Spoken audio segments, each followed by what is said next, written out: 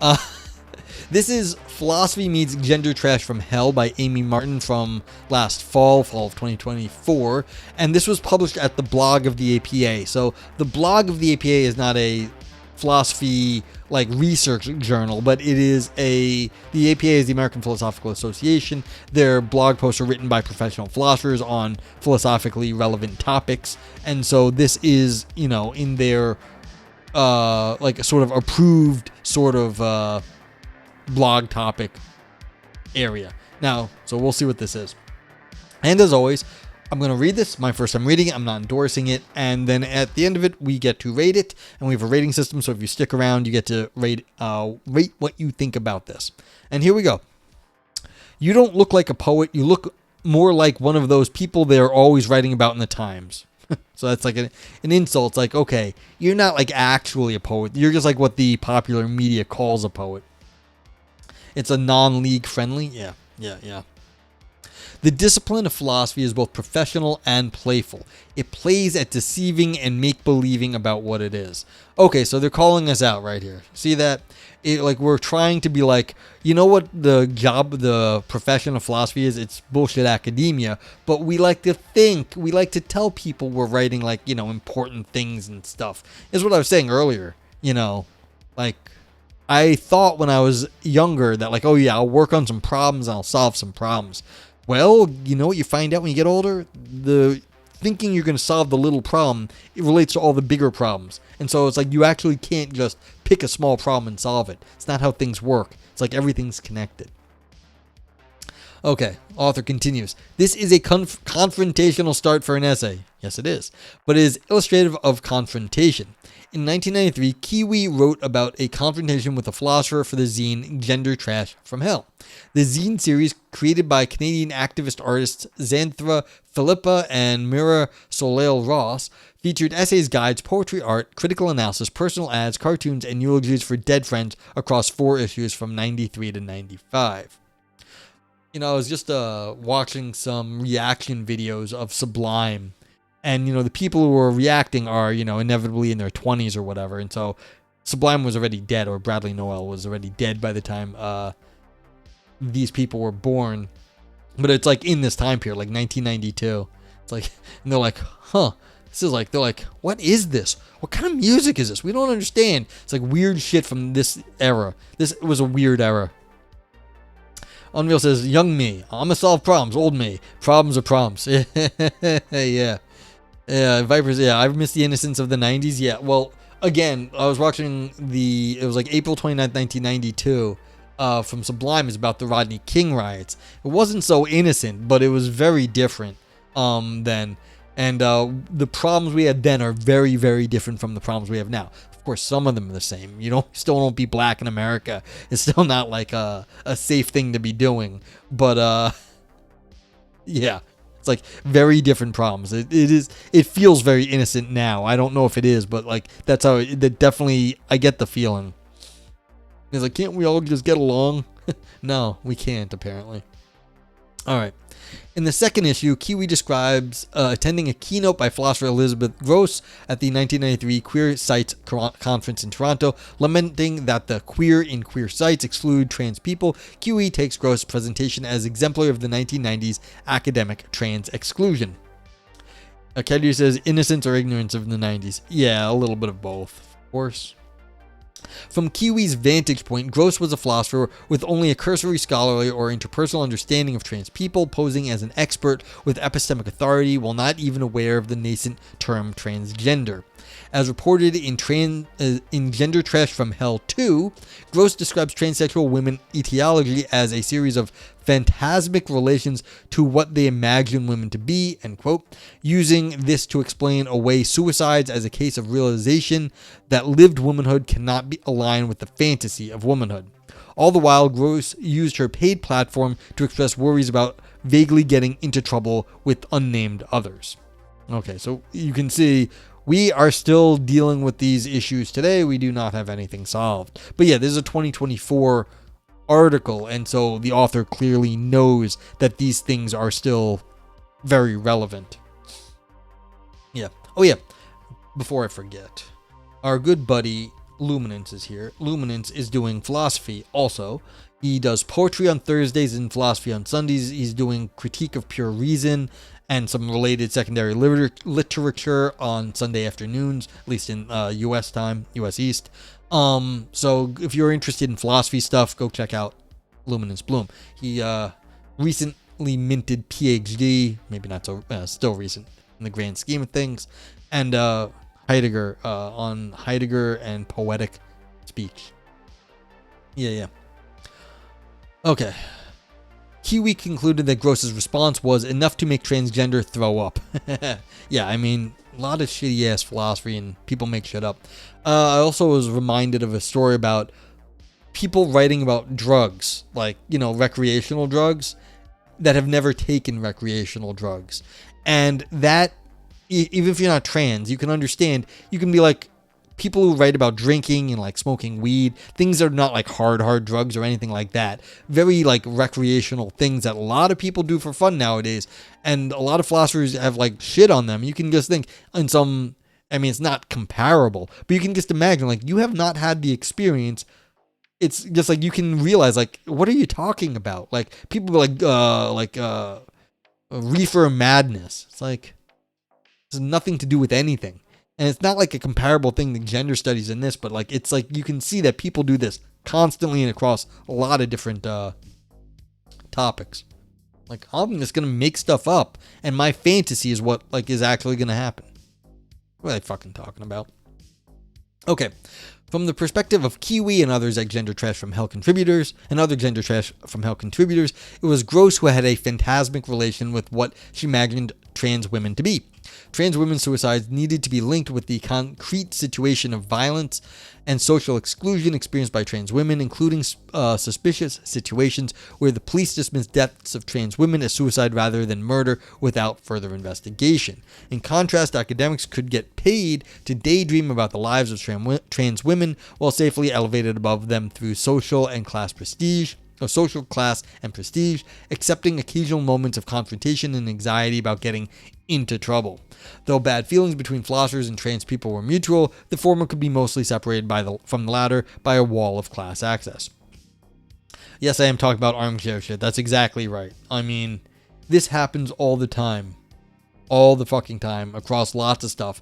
And most of the time, it doesn't really matter. Like, the philosophy, you can make shit up. I mean, it's armchair.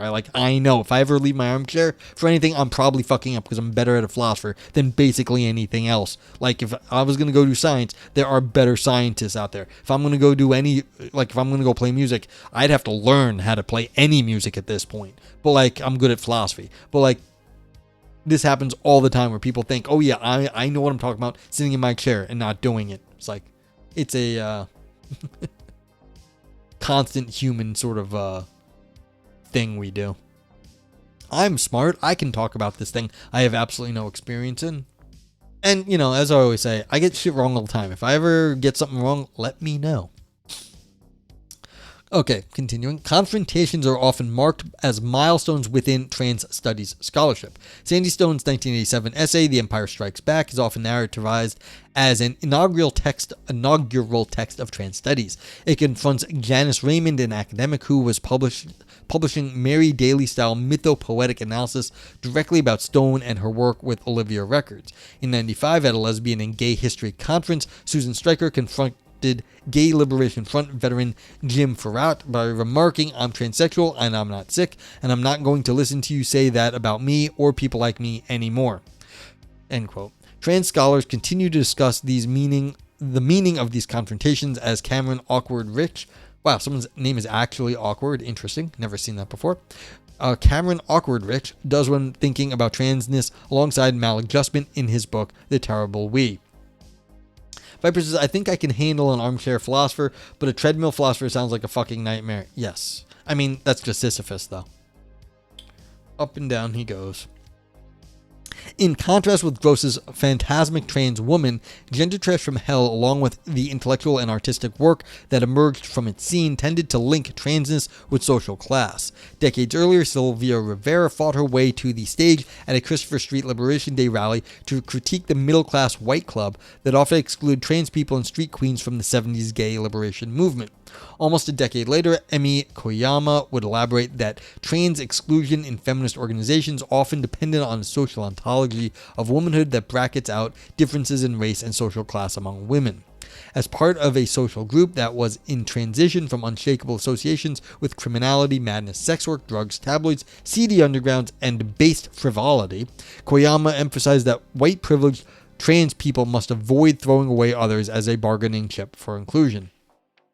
Exactly, Vipers. I was like, he's awkward, Rich. I was like, I was wondering actually, like, I don't know, but of course this person might have taken on the name for some purpose. Maybe they just like the name of awkward. I don't know, but I've just never seen anyone named like, Mr. or Miss or whatever awkward before. Like, okay. Yeah, like strategic naming or something. Another writer from Gendertrash from Hell, Canadian feminist sociologist Vivian Namaste, yeah, like Namaste, could be a name, could be a taken on name, carried forward the spirit of confrontation while continuing to emphasize the erasure of poor trans people, trans sex workers, and trans people living with HIV/AIDS by comparatively privileged academics.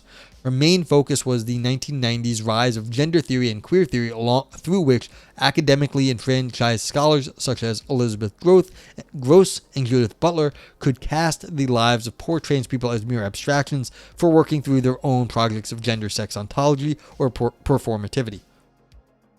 Yeah, namaste. I mean, I did get myself a gift sub to Leslie Tanner in the latest subathon, so I do have the namaste right there. That's what I'm thinking about.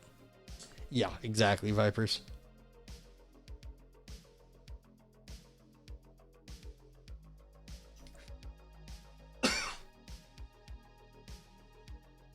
Okay. Yeah, Matthew Cull has recently framed Namaste's transsexual critique as a philosophical commitment to non-ideal theory in parallel with Charles Mill's critique of political philosophy as a kind of fan fiction about social agreement that erases the perpetuation of racial, class, and gendered violence. Yeah. Namaste's approach centers social class, linking the invisibilized, never seen that word before, condition of transsexuals with economic precarity, susceptibility to violence as a policing of gender in public space, disposability, the stigma attached with sex work, police brutality, and a lack of services for trans people with HIV/AIDS. This focus on material exclusion and concrete needs became a prominent theme within the largely unexplored trans blog scenes of the 2000s. Yeah, it's... man, people nowadays are sort of... I've heard a few in our community being like, oh man, the like blog scenes of the 2000s. It had its moment, and I wonder if it's going to come back in some way at the moment, in like current times, because of just the amount of AI slop. So like the idea of like a link ring or something where it's like people are good, you're going to have like ways to just like we shout out here on Twitch and we raid into people we like, but like we're going to have to again be very what's the word? Well, where you you have a very select amount. God, I'm losing words again. But you have the curated list of like quality streamers and content stuff. Frank says, this Namaste emote feels rather more frantic than I expected in a Namaste emote. Well, I think that's actually part of it. The sort of insaneness of what's going on some and like on the stream on Twitch, where it's a if anyone doesn't know Leslie Tanner, click on the emote, go check out the stuff. But he's probably still live right now. He was doing a streamathon, but it's like it feels wrong, probably because it is wrong. Well, why do you guys think I can't see it? I mean, have you closed your eyes? Oh, Caudio, you probably just got to refresh your stream. That happens. Sometimes the emotes don't load in Twitch. I think it's a Twitch problem. Yeah. That happens to me every so often. It's just a refresh. Okay. Anyway, continuing on the paper, but like, yeah, the blog scene in the 2000s. I'm wondering if that is going to make a recurrence, like a revival of some sort of similar thing, because it was before the rise of social media and the AI slop that's dominating the internet now. And so I wonder if there's going to be a throwback. Okay, in antagonists, like again, with these like created like if this is actually someone's name, that would be amazing of Anne's parents to have the last name Tagonist and name their kid Anne. But like, yeah, again, that seems a little strategic there.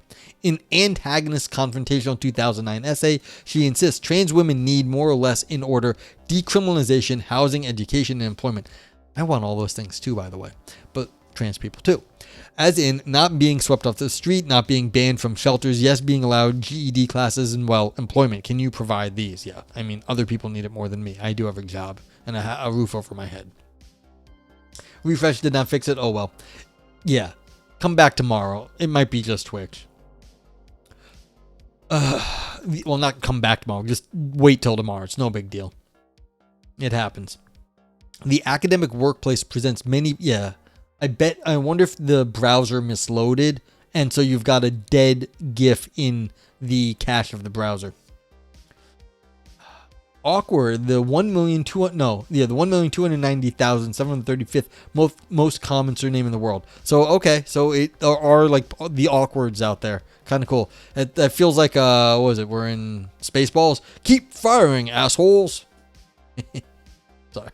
174 incidences in the USA. Okay, so this could just literally be one of the 174 people. Or their relation. Ross says Jim Short's parents really thought that one through. Yeah, Jim Short's funny. Yeah. There used to be a Wiener family when I was growing up, and I think they had a cousin Harry Wiener. So I was like, I wonder, like, yeah, who decided Harry Wiener was a good name, but I take it they have a sense of humor. I bet Tagonist is rare. I had a friend growing up, and his last name I'm not going to say on stream because it's very rare. It's like literally just his family. There's not like that many left. Like you can count them. Like, so it's like if you knew the guy's name, it's like you're going to be finding one of his relations because it's they're around, but it's literally just one family. So it's like, yeah, or practically that. So there are like 174s. Like there might be like 20 of them in the world. For whatever reason, it's just one line. Okay. The academic workplace presents many problems for trans people, even when employed. During August, I was one of over 800 attendees at the Second International Trans Studies Conference at Northwestern University. One frequent conversation that I had with other trans scholars was about feeling lonely and isolated in academic jobs. Although the current bloom in trans studies grants and jobs appears to mark a moment of success for trans studies in the academy, each of us have had to navigate our outward appearance, expressions, reactions to slights, and displays of emotions to a tiring degree within professional spaces, even when tacitly disrupting these social scripts. Yeah, and I'm sure all that money is completely gone now in the United States, because this was 2004. Probably, this was, did I say it was? This was, I don't remember. But like, yeah, this was fall 2004. So this may have been before Trump got elected, and so all of like this stuff is probably gone now, what little they had, which is unfortunate. Dan Irving, a scholar of trans underemployment and unemployment, argues that the difficulty of maintaining employment and the persistent stress of being trans in the workplace can be partly explained by perceptions of trans workers as unable to fulfill the demands of neoliberal service work. Under post-Fordist service economies, workers are expected to cultivate an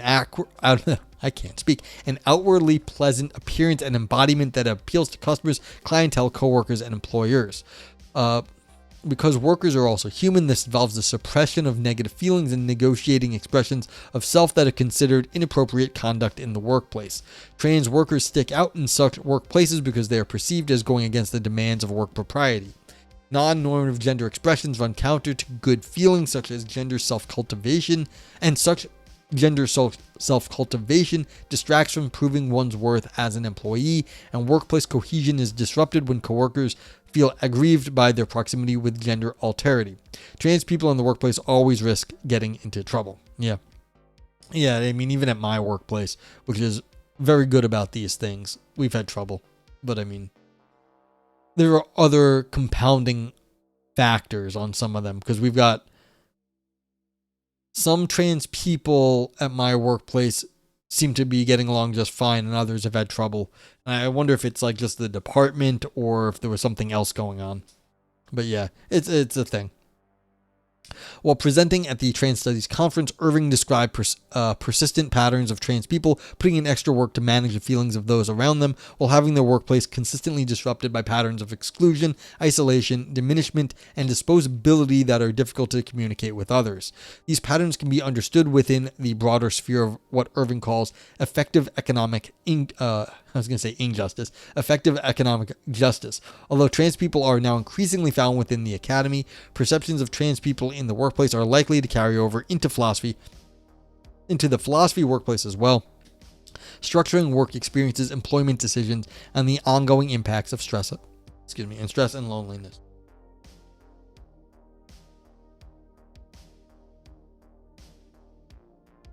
Vipers looked up their mother's maiden name. There are 11 incidences in Canada, all in Ontario, and you're related to them all. Yeah, and that's kind of like what my buddy is. He's got, like, his name is unusual, and it, like, in the United States, like, it's him and his relatives, and, like, you know, whatever, and there might be a few back in, like, Europe from where the family came from, but yeah, exactly. So, you know, the idea that there's 174 incidences of awkward in the USA is actually a lot more than Viper's mother's maiden name, so. Yep, now we know. So, Mrs. Gratitude, as it were. Sorry, I find that funny. A cursory glance at the state of philosophy provides more reasons to associate the discipline's emphasis on propriety and class status with effective employment injustice against trans people in the workplace. Yeah, I'd say so. I mean, from my experience in philosophy, especially dealing with journals and the notion of prestige, because philosophy doesn't have material goods as the output. Like, if you're an engineer, you can be like, well, we built this bridge has like been standing for years, everyone's happy with our bridge, everyone's happy with our buildings, our construction is solid, it contributes to society. Philosophy doesn't have material goods like that. Well, we write papers, like, you know, what are the words, like, inherently worth? The material that, like, they're on is not, you know, it doesn't matter. It's just a piece of paper.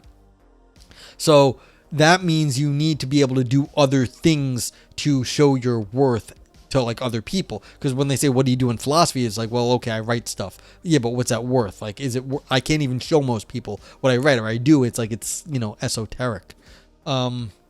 So this is the problem. To have reputation, that's a social game. It's not like if you're a trans person, you build a bridge, you'd be like, look at my fucking bridge. You don't have to look at me, look at the bridge.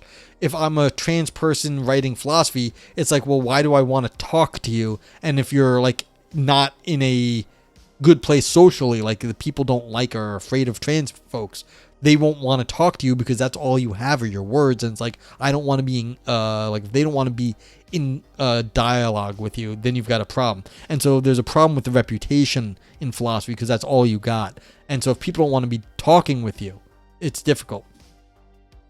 Unreal says, I share my last name with 2 second-tier philosophers, one current, one historical. I have no reason to believe I'm related to them, but maybe. Hey, you never know. Yeah. I mean, there's like Adam Smith, of course, is a very, very famous philosopher, and there's plenty of Smiths around, so it's like, yeah. Are there other people with my last name? I mean, my last name is not, there's plenty of people with my last name. It's not uncommon. It's not like super common, but like it's not uncommon at all. So there's other people. Well, I forget what they're up to, but like I don't think there's any other philosophers though. There might be. There really might be. Yeah, there's the strongman. What's strongman? What was I doing? Was I strongmanning something or steelmanning? There is a philosopher named Strongman. Joe Greenstein. Yes, I am not related to Joe Greenstein. That's true. My grandpa was Joe though, so like yeah, he had the same name, but he was not that one. That's right. I forgot about that. You shared that with me years ago. God, that was a long fucking time ago. Forgot about it. Okay. Yeah, so I was just commenting on this, like this statement right here, where it's like philosophy is definitely going to be a problem for trans people because people have an idea what a philosopher is, and that kind of plays into the reputation, and philosophy works off that. Ross says, I already thought Durden was my real last name until last week. I mean, isn't that everyone's proper, like, isn't everyone's name, like, have to be, like, exactly like their actual name?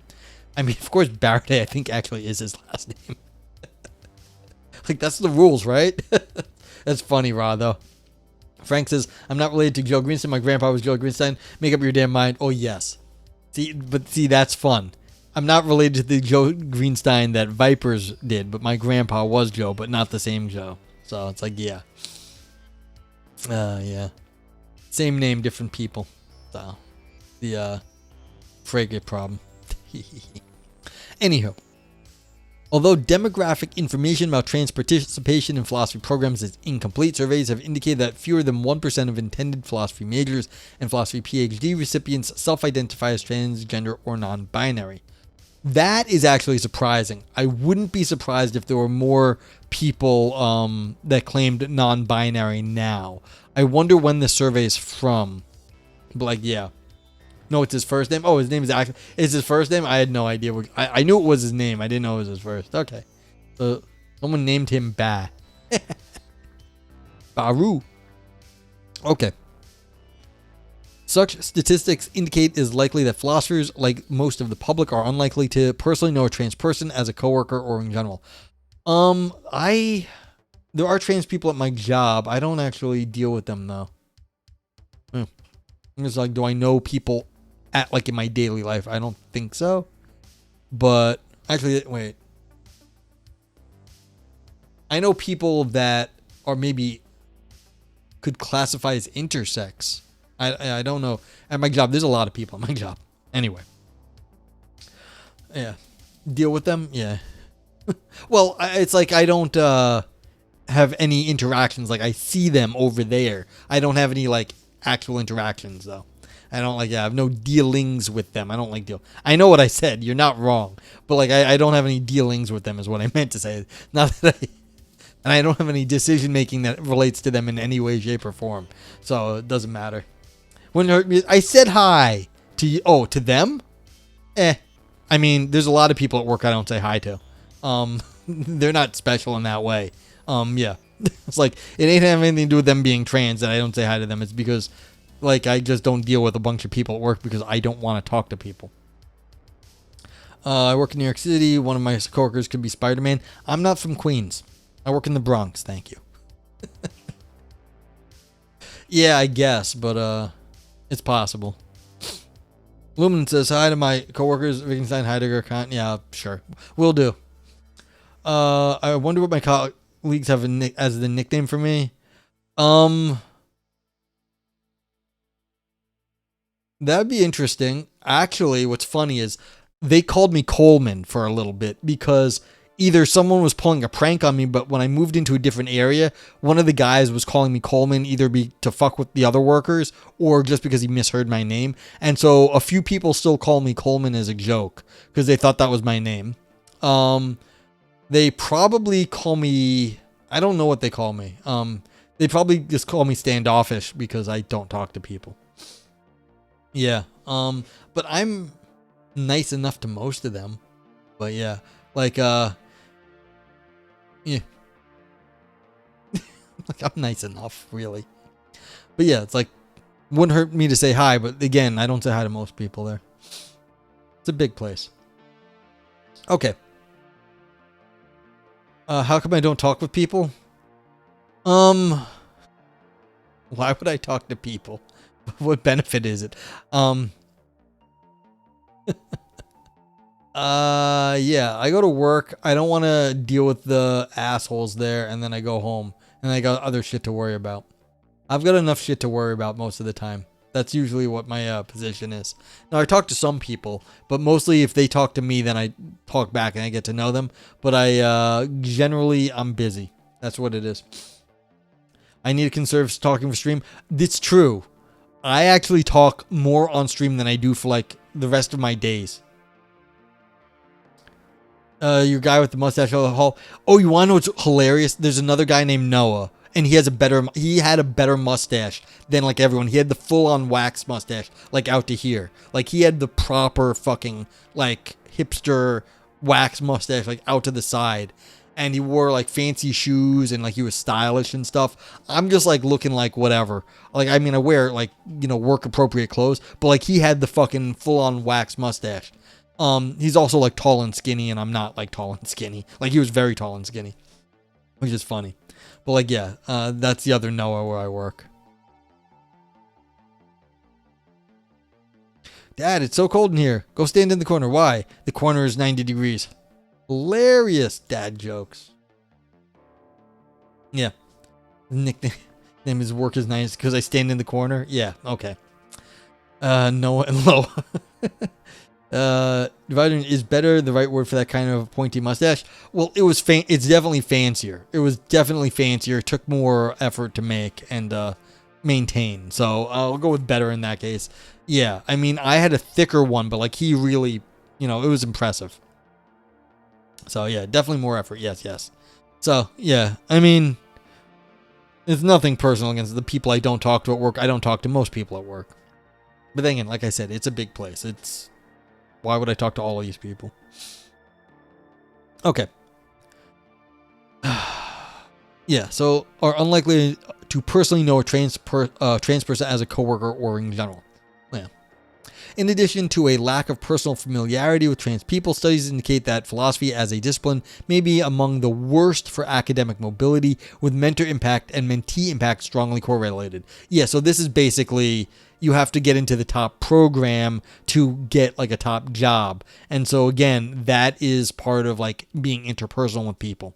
Like they have to like you and then they have to like work with you. It's like, okay, you're just gonna have a harder time if you have anything social that like could get in the way of that. Philosophy's emphasis on prestige. Yeah, this is what I was saying. Exactly. Emphasis on prestige and propriety still likely impacts the life of the discipline, meeting with the long-standing framing of gender alterity as constituting a dangerous class or social scum or sewerized identities. I've never heard that term before, but I kind of like it. Sewerized identities. It is this framing of transness that is reforged into confrontation through the language of Gendertrash from hell.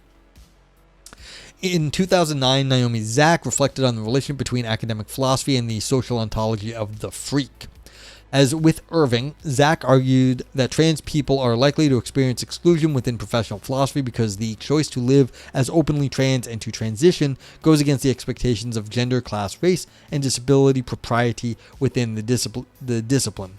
She wrote about her friend Dacia Cavers-Hoof, a non-trans tenured professor working at Riverside Community College, and the consistent exclusion that she experienced in philosophy due to her race, her openness about her class background, her size, her dress, her exuberance, her disability, and her uncompromising displays of interdisciplinary brilliance. Zach uses the essay to confront professional philosophy and its failure to mourn Cavers-Huff's death, marking a persistent disdain and cowardliness towards those considered freaks within the discipline. Yeah, I mean, this is definitely like, it's a social prestige discipline quite often, and if you're not in that prestige, which is going to be like rich white guy basically, it's going to be harder. She concludes that philosophy must reckon with its institutional and interpersonal character as a workplace that gossips about, shuns, excludes, and isolates people who openly live distasteful lives. Yeah, I mean, what was it?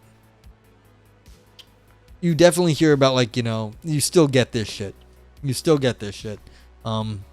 In philosophy. Because, like, you hear, like, who's a player, who's, like, smart. You've got, like, the golden boys, like, the star philosophers. And, it's always, like, white guys. It's, like, it's usually bullshit. The history of confrontation between trans people and philosophy challenges us to think more deeply about the historical relationship between philosophy as a workplace and trans people as an excluded and stigmatized social class. This complicates extreme positions held by some philosophers who insinuate that the leakage of transness into polite society happened through an imposition by vague, moneyed interests. really people say like money people are like are pushing transness? That's like, okay, a little nuts. Kathleen Stock imagines this partly involved a top-down agenda coming from elites, which literally came from Tumblr through privileged teens and then was laundered by academics attempting a power grab of a distinctly bourgeois character. I can't even, like, that sentence, I can see they like constructed it to be ridiculous, but like the idea that that's an argument that can be made is like, damn, that's like crazy talk. Anyway, conveniently, her own situation as an academic and philosopher in weaving this narrative remains unconsidered. Similarly, Slavoj Žižek frames transgenderism as an imposition of the business community, big capital, and big business. Okay, I don't know what Žižek's up to, but all right, if he's saying it, then at least you have one person that, you know, I don't know what he's up to, but at least I understand he's calling it a business thing. That makes sense. Caudillo says, imagine being a philosopher and a dumbass. Well, that's not very hard. I know a lot of them. Unreal says, this was in education, not philosophy, around 2005. I was a grad student rep for a faculty search. In a mostly female department, the faculty pretty summarily ruled out a candidate because she was a mother, and they thought that would take energy away from her scholarship. Given that, I wouldn't be surprised at discrimination against trans people, etc., and help to convince me that academia is a nightmare. Yeah, the business of academia is a nightmare. It is. We got Automod, because it's just, yeah, interesting. You were saying too many trans things, and Automod does not understand it. Socknell says, I think that the trans issue, that the people would go against trans people, but I also would say that prestige doesn't harm this group. Prestige and eloquence doesn't harm the trans community in my view. I believe that what harm trans people is systemic issues. Systemic issues, not prestige. I disagree. I think in philosophy, maybe you're calling this systemic and what I'm calling prestige issues, but there's a lot of prestige bullshit in philosophy. So you might call that systemic, but like you might as well just... It's also systemic, but the issue is definitely one of using prestige to the academic philosophy's benefit. You could also call that systemic, but like, yeah, but like you could also just be like, it's like at base, there's something very weird about prestige in academic philosophy. Cody says mothers are often discriminated against in the workplace. Oh, absolutely. And it happens all the time. I mean, you are not supposed to be able to do that. According to the laws here in the U.S., it happens constantly. Systemic, I'll get my coat. God damn it, Vipers. Okay. A longer history of the relationship between philosophy and trans people, as I have attempted to restore in this brief essay, demystifies or at least deeply complicates such accounts. To better understand the relationship between trans people and philosophy, we must read not only the trans person, but also the cis person back into philosophy. It is only by studying how philosophy encounters trans people that the discipline can wake up to the meaning of its own fixations and distortions. A longer history of philosophers encountering trans people indicates that the discipline must reckon with an active exclusion of trans people from academic workplaces, rather than a tale of trans people suddenly appearing in the 2010s and causing a crisis of incremental and eternally novel professional inclusion. How were most philosophers raised to think of trans people? What kind of media or jokes about trans people did they grow up with? How many trans people do philosophers know interpersonally and in what context? Rather than an exercise of putting the trans person perpetually on trial, ethically, ontologically, social, politically, and epistemologically, philosophy must endeavor to better understand the cis philosopher, their quirks and inconsistencies. Such a consideration lies not solely within the history of philosophers' ideas, but their internalized performance of workplace norms, professionalism, and prestige. Yeah, and I mean, this internalized performance of workplace norms. I mean, there's the systemic stuff Socknow is probably pointing to, but like, this is really a big issue because of the problems I was saying earlier. The output of philosophy is more people and more ideas. There's nothing like obvious you can do. So a lot of the bullshit in the world is going to be internalized into academic philosophy because there is no like a object that we can like point to that says, hey, fuck all that other stuff. Like, this is the good we're producing. It's like, no, the social and the political and all this workplace norm shit is getting pushed into philosophy. As for the author's own work, dear reader, I am writing a book where I chronicle the many ways that cis people become obsessed with what they imagine trans people to be and then grow frustrated when their expectations fail to match reality. I may get into trouble, but at least the confrontation will be interesting. And that's it for this paper, this blog post. But yes, so now what we do is we get to rate the paper. You're not rating me, although you can also rate me, but you can rate the paper. So let me know what you think about this. If this gave you some fun ideas, it made your brain dance, let me know. Give it a brain dance. Spelling and capitalization do count. If the talked about existential or artistic drama, nog scream. I mean, conceivably, like we're talking about who we are and what we want to do. Maybe you give us a little existential. Nog oro for Ouroboros, deep or ancient ideas. Again, on who we are, that you might and what we want to do, like that might be an oro, I don't know. Nog knife for slicing and dicing arguments. Nog navel for navel gazing, only for academics. Nog turd, all style, no substance, still poop underneath. And nog grapes for big claims that shrivel up. You can also use the global vote yay and vote nay of Twitch. And also my vote met. No, anything in the green makes an overall score go up. I calculate one. Anything in the red makes it go down. And the vote met actually makes everything go towards the middle. And feel free to spam multiple emotes. Sockness is when I'm saying systematic. I'm talking about like how conservative people fund research against trans, like Ryan, for example, the Heritage Foundation. These sorts of things are more important material than the aesthetics. Aesthetics could be used against, but that's going to happen in anything that happens in minority group, minority community. That social bias cannot be removed somehow through words alone. Talking to people as exchange through time and effort. I agree with everything you say there, but I think the author is still correct that there are problems in the business of philosophy in terms of it being an academic discipline in the academy. For what I've been trying to elucidate through saying like, how does the business, what is the product of philosophy? Because it has nothing material to show for itself. It has to take on more and more of like these sort of like social norms. Yep. Unreal gave it a brain dance and a navel gazing, kind of dealing with the internal experience of academia and academic philosophy, though an example of wider issues, not so navel gazing as it could be. Yeah, again, this is a blog post, but a blog post directed at academic philosophers. I mean, maybe other people read the blog of the APA, the American Philosophical Association, but chances are it's going to be, professional philosophers. Caudillo also gave it a brain dance. Thank you. Yeah, I mean, this is right. I think this is a fun paper. It was meant to be. So, yeah. Papers is tempted to use a knife and grapes and not elaborate. Hey, everyone is free to give it the rating they feel is correct. And I do not expect elaboration either. But I think I know what you're up to.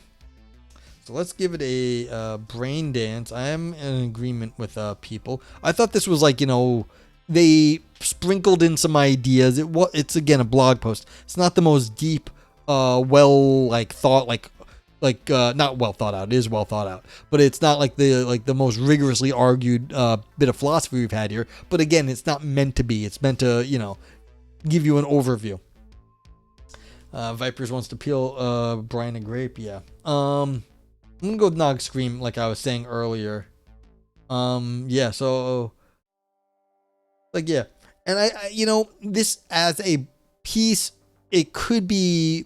I mean, is it only for academics? Kind of, because the problem being pointed to here is of academic philosophy. As Sockdown points out, there are probably other structural issues in the wider society, but this was also, I guess, Nog Naval. Kind of got to really say that because this is directed at the business of philosophy. Who really cares about that other than academic philosophers and maybe school administrators and funding organizations? So, I mean, I feel okay about this. A brain dance, a scream, and a navel seems about right to me. So, if anyone else wants to get their rating in, now's the time to do it. I mean, as far as writing goes, I thought they did a good job. I mean, they're talking about confrontation here, and, they had the way they wrote about this. I thought like they did a good job too. They said like they're writing a book at the end that's going to be sort of confrontational. So I guess, and that is a part of philosophy. Like the Socratic, it goes back to the Socratic method where you're asking questions, you're being a little confrontational. There is an art to this, and it is like a rhetorical scheme. And so this is like something that, is in the area of like what it is to be philosophical, is to be a little confrontational at times. Luminant says, I guess maybe broader social trends could sometimes be downstream from more niche places like academia, but yeah, I mean, that's part of the issue. And if anyone else wants to get their rating in, now's the time. 60 seconds left.